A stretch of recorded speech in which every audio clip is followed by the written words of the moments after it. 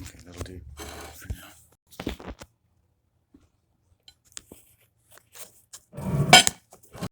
Okay, don't turn it off. Okay, I'm just getting back. It's my recovery posture. If you were a yogi, I would say this is your yogic position for the day. And I would get some malas and put them around my neck, and I'd call myself Kali Yuga. And I would tell you about my wonderful vegan diet and how I'm living in the back of my camper, which I've renovated from a 1960s school bus used by Ken Casey and his merry band of mischief makers and the like. And it would all be wonderful. And I just came back from tree planting. It's a nice life, if you can get it, but it's not my life. And the issue comes up, perhaps amounting to the bitterness you might hear in my voice, that, if you will, no disrespect to anyone, I don't really want to know anyone except my own mother. I don't really found anyone other than my own family by birth that I really want much to do with. And I didn't really have a good experience of them, but I don't find any better experience with you, owing to certain differentials in the nature of the economic claims upon our flesh and blood and our birth, and many many billions and organs of human industrial citadels, wastelands, call it what you will, of the human bloodstream, and the cadaverous nature of our quick rise and fall of the Roman fucking Empire in what amounts to maybe the third of our useful life. 50 years old should be a third of your life, not the last part of your life. And if you look at TV, 30-year-olds are old, 40-year-olds are old, 50-year-olds are old. Whoa, you're old, you're old, you're old. And then it's like, what are you? Oh, you're kind of rolled up in a carpet somewhere and put in a corner or something. I don't know. So you see older people, rich people, celebrating their late life virility, which really should be their middle life. And they shouldn't be so secure because, they're only planning in all their security divisions of their life to live maybe to like 80 to 90 years, which mostly they don't. They're effectively living on average to probably about 68 to 72, if that. Right? So you're, in some cases, having less than 10 years of useful retirement, most of which might even just be served basically adjusting to retirement and adjusting to death, essentially, at the same time, in the most, like you did when you grew up and were subjected to the world, in the most hopefully excitingly wonderful, fashionable way possible that you can share with your equally boring neighbors on Tuesday and Sunday afternoons. It's, even as a child, as you go and visit old people in your neighborhood, it's like tick, tick, tick, the prune juice comes out, tick, tick, tick. It's silent as the grave, and you don't even want to meditate in there because it's like you feel like you're in a mausoleum. Even with all their memories and their gifts from their grandchildren and the black people on the refrigerator that they're feeding for a whopping $2 a month, which is like a tax write-off, and they get pictures and letters. This is Molembe. Your money has allowed me to afford me a next stage in my developing life as I begin to get vaccinations for scurvy, cholera, and the plague, along with the of MMR and Miramar and Kajugi, Kaboogie Boogie Boogie, the boogie monster of the natural fertility of our brain stems. Wonderful thing for the medical industrial complex. Thank you, Papa Jojo, Jimmy Jam, Jimmy. I'm sorry, but it's a marketing gimmick. It's all marketing. All charities are marketing. Trust me, there's no non-profit charity in the fucking world. Never, never, never has been, never will be. Right? These are all for-profit systems. Charity is an industry.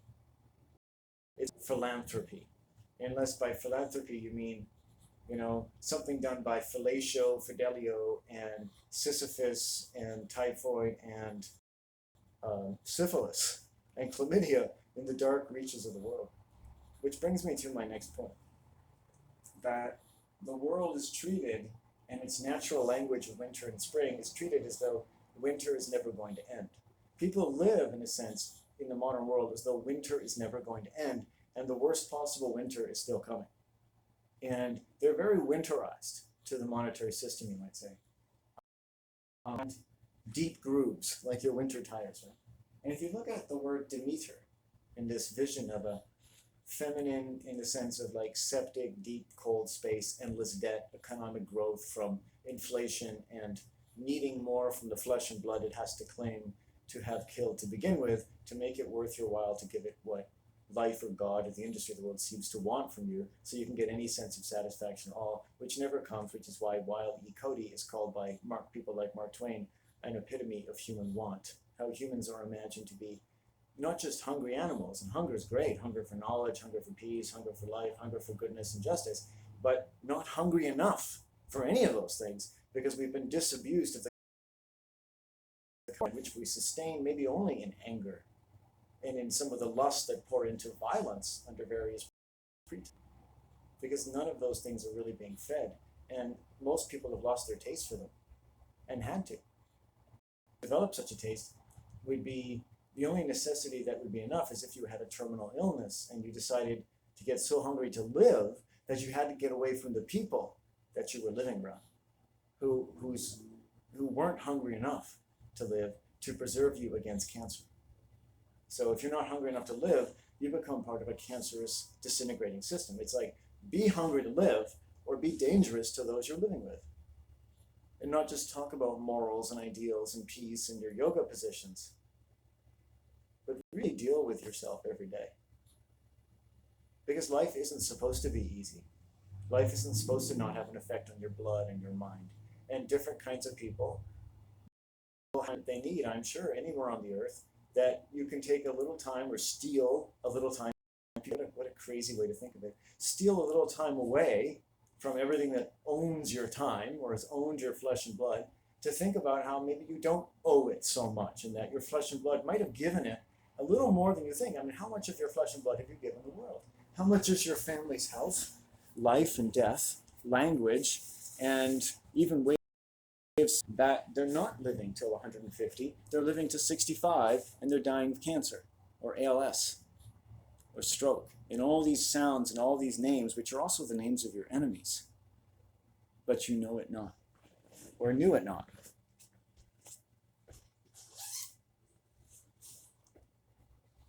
Shit, I'm scaring myself. These are the sounds that come out of my mouth. But if you look at the mythology, the Greek mythology of Demeter, right?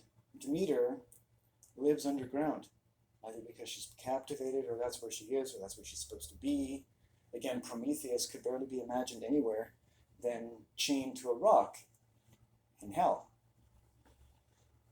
because his interests in life and his curiosities have defied the will of God.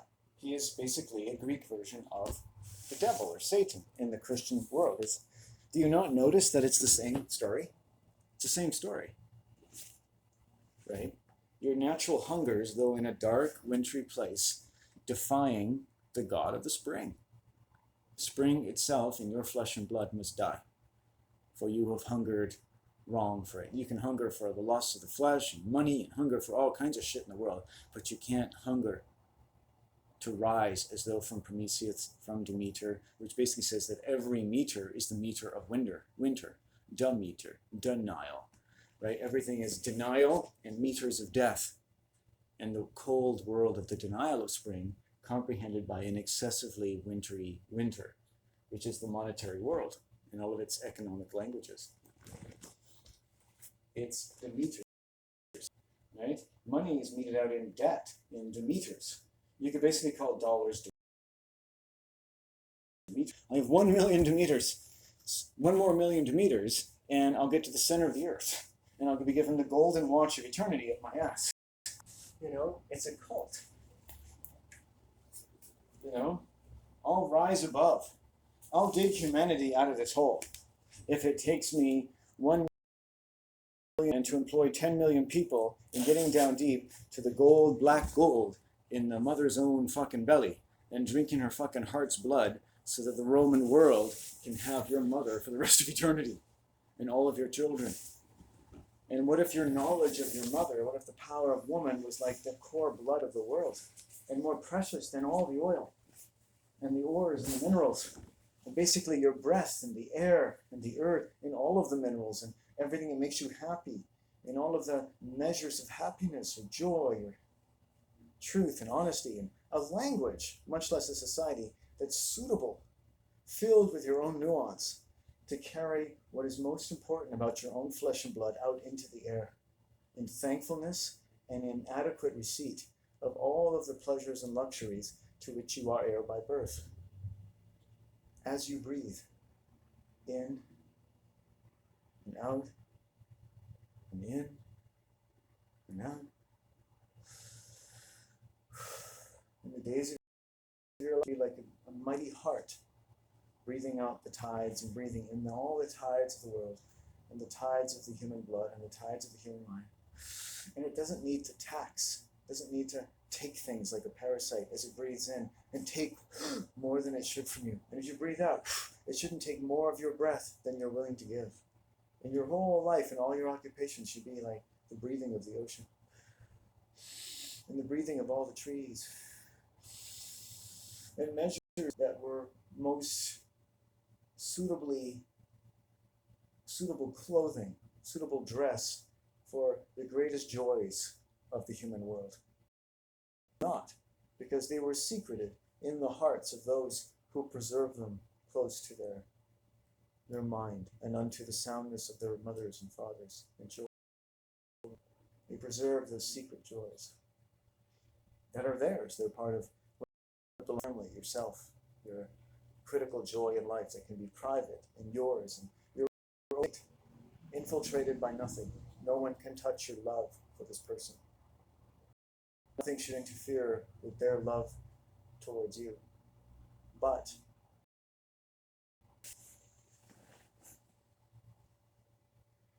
so I learned that I think maybe my sister might have come in the house. I don't know. Like, I don't think my mom would tell me.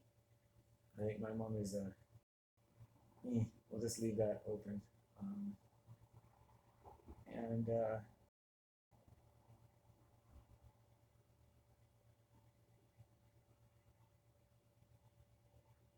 as I process that I can use the pause button on my camera, start making use of it because it's good.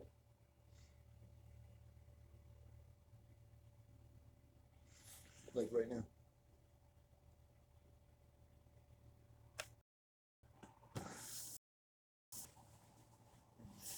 This is going to seem really negative, so prepare yourself. My understanding is that when people are in cults, there is violence. And where there is violence, there are people in cults. And that's how I kind of shape that type of experience, understand all those types of experience in that category. And with quite good reason throughout my life to sense very lethal specters to the behavior of, unfortunately, my mother, family, even as my stomach sort of rumbles. Because when there's anything that's violent to me, it's not violent to them, and it seems inevitable. So violence exists in a realm where there's a certain amount of lying, and if it's happening to you, that lying is already sacrificing your well-being, and it has already sacrificed your well-being for a long, long time, maybe even on the earth, but certainly in patterns of behavior with which you have been cursed almost, while all these other people go about their normal lives.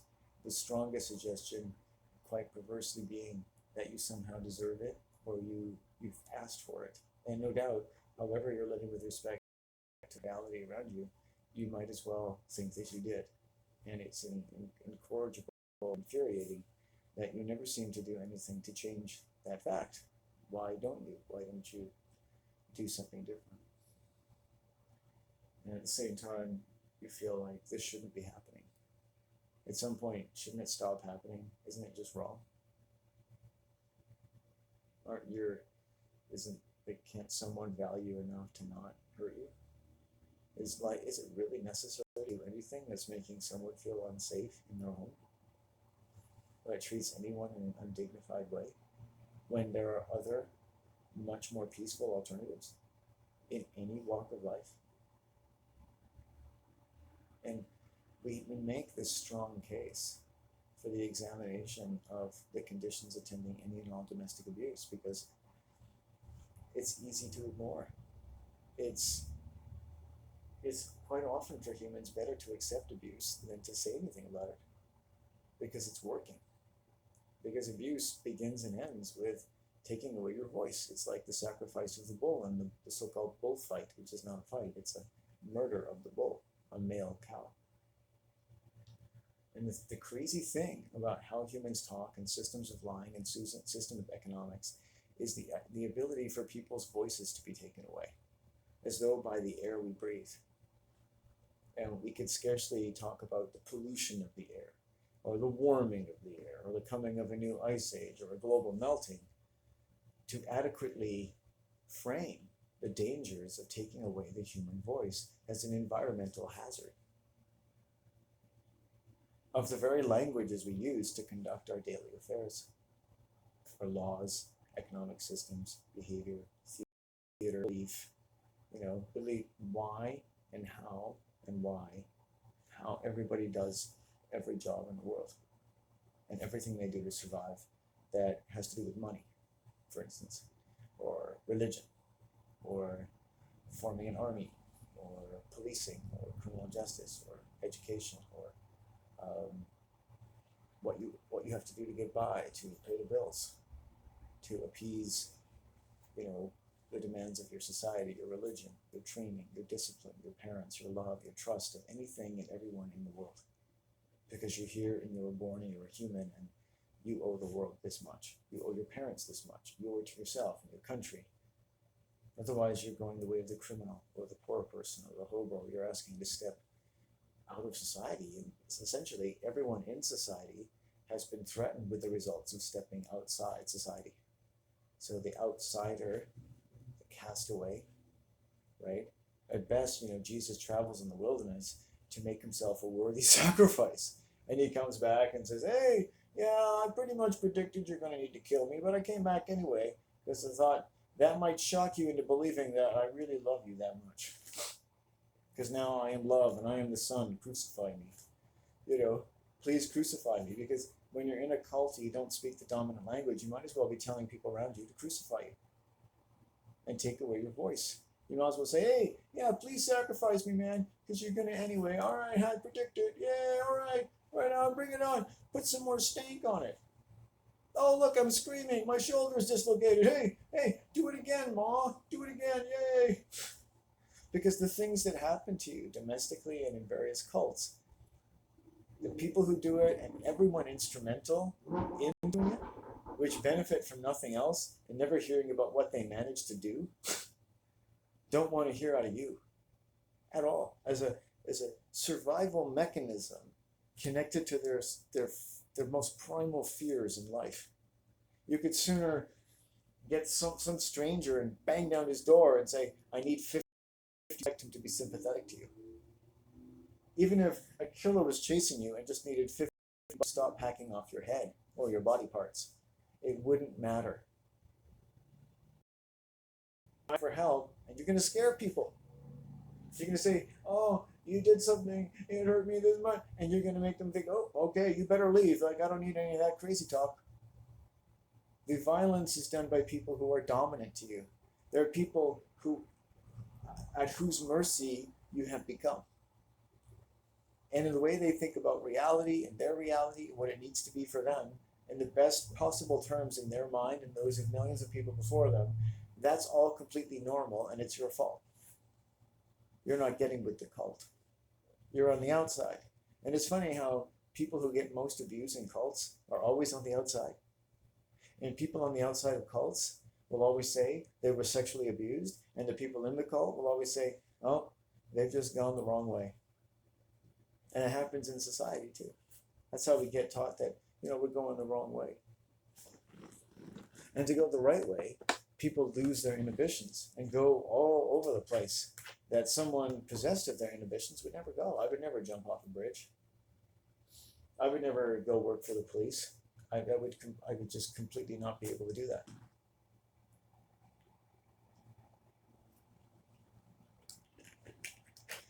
change my t-shirt.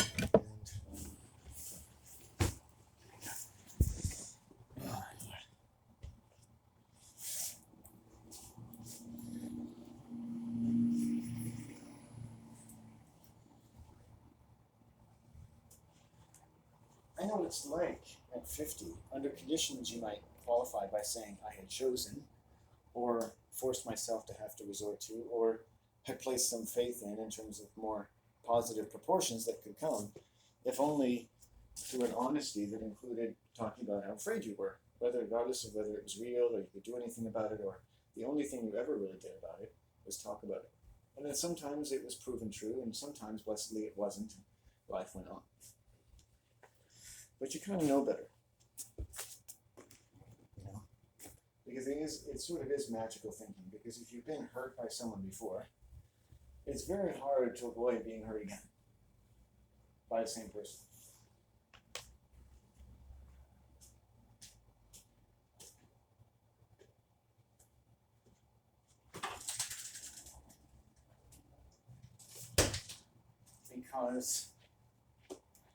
Because, and this is difficult, it could be people they talk to, or maybe there's no people they talk to, other people that don't like you, or have also done. So I found the most critically difficult of my life in cults, not because one person harmed me, we could go into what they did, or maybe what they were trying to do, because when someone's violating you, you work really quickly why they're violating you. And you get a good sense of it, but even you're having trouble articulating it, much less to your own advantage. You become paralyzed as to, should I say what the person's doing to me? Should I say, hey, you're being really hostile right now? You might be able to get that out, or they're being so hostile, you're just defending all kinds of other depths of accusations, let alone saying, hey, none of this is a happy thing for me. I don't think you're legitimate at all in any way. How many instances in life are you not going to be able to do that? And the person of the cult coming up, all your breath away. It's like the gladiator. They're stabbing you 50 times all at once with a 50 caliber mental bullet. They're not planning to lose this fight. In deference to which, they're ambushing you in every possible way. They get onto you such an evil that they don't think you should be absolved of knowing exactly what they're doing and exactly why they're doing it, because you're such an evil person to them for reasons you could barely have suspected, and you didn't want to think about it because it was terribly ungenerous, because it would mean that they were psychos, and were starting to be psychos the moment they met you. And it predicted it the moment you first looked in their eyes. Because violence telegraphs itself from the time you meet that person. And it's an awful thing to consider. Or maybe, in like terms, the first time they met you, right? And when they met you, such and such a thing became true for them about you, about what they might need from you, about what they might project from you, about what you've already deprived them of without knowing it, that you were supposed to give them. That's kind of taken out of proportion, out of context, and doesn't give you enough time. It convicts you of something they've given you barely any time to defend yourself. Right? And you're not a bad person. And you haven't really done anything to them, but now they're going to do stuff to you as though you have done something to them. You see how projection goes? Right? You are convicted first of a crime you did not commit. And you have no business defending yourself. There is no defense. They don't need a defense. Someone can criminalize you just by convicting you of a crime in their mind that you haven't committed. If I said that Jewish people have necessarily committed a crime against humanity and they've deprived me of all happiness in life, and if you're Jewish, you've basically done that to me. And I can do whatever I want to you, as if you broke into my home and raped my mother. Can you imagine how I would be around Jewish people? On top of it, if I even believe that, because most people in cults, they'll talk down about someone, but it's not even conceptual. It's just it's in their tone of voice, oh, Landon, oh yeah, what do we do about him? And you can see it by their behavior, because with psychopaths, because you haven't given them the signals which they expect to get, or you've given them the signals they don't want. And they'll behave as though you've given exactly the signal that they need that they get to behave in a stalking manner toward you, which can telegraph the fact, regardless of the attention, that their brains and their training and their habitual personality complexes, compulsions, desires, and even their self-image, and how they end up talking to you, and what they seem to want from you overall, and onto your last meeting and from the first, about what they get to demand from you. Telegraphing that they need something from you more than you're willing to give. That doesn't make an adequate provision for your voice in your own safety. And all you did is meet them. All you did is say hello. They walked up to you one day, not you. And someone walks up to you and they decide they need to know you. And you're off. The clock's ticking. It's inevitable. Just from the first time they come up to you.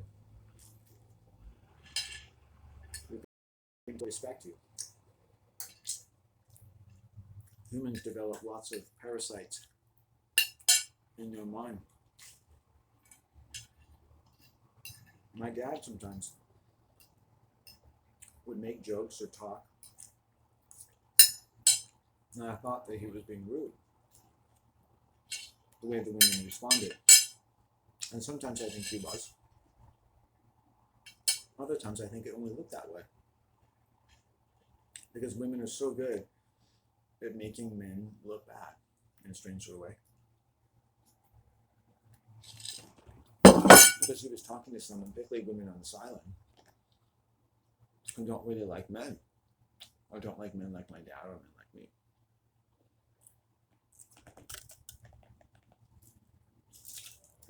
My dad would be gregarious, and they would be sort of recalcitrant. I see all kinds of male psychopaths going to see female cashiers and being like, oh, hey, ho, ho, ho, hey, ho, ho, how you doing there, ho, and just going on like they're old friends. You ever seen that? Or different genders? And, I'll start telling a story or make a little extra quip beyond the usual quotidian utilitarian way that people have of talking in a retail outlet. For any reason, let's say I've shopped there for 12 years. And, that same dude will just walk away. He doesn't want to hear anything I have to say because I don't speak the same language.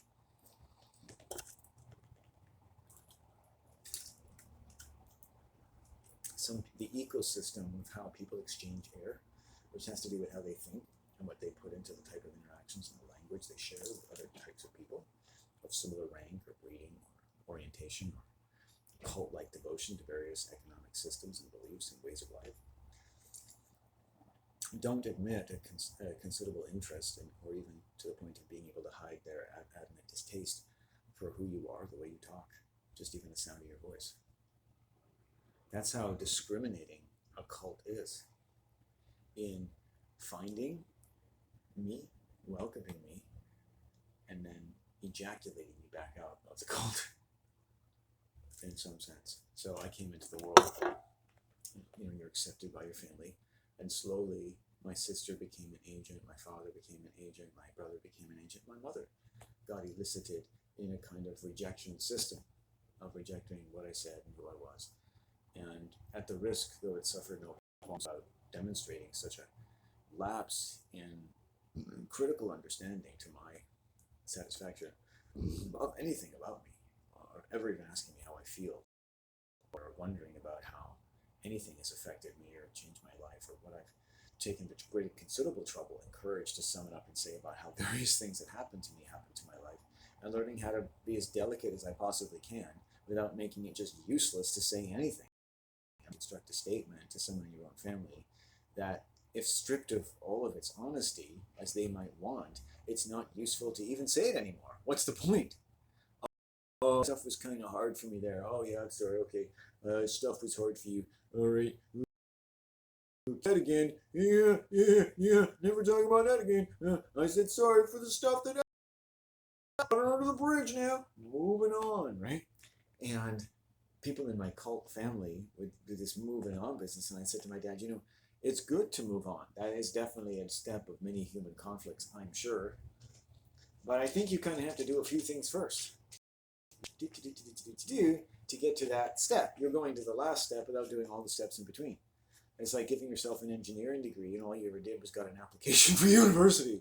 Teaches you, hey, last step. Oh, I'm putting the hat on my head. Dun, dun, dun, dun, dun, dun, dun, dun. Oh, thank you. Hey, I'm an engineer.